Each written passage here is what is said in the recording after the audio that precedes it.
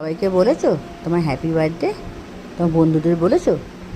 বলে আমার আজকে হ্যাপি বার্থডে, সবাই আমাকে আশীর্বাদ করবে, আমি যেন সুস্থ থাকি, ভালো থাকি, আমাকে আশীর্বাদ করবে তোমার সবাই।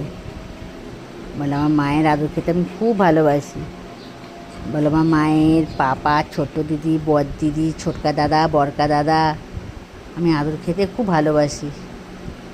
বলে আজকে এর জন্য বেলুন নিয়ে আসা হয়েছে। এই বেলুন দেখলে পুরো পাগলের মতন করে, জানি না বেলুনগুলো কী করবে।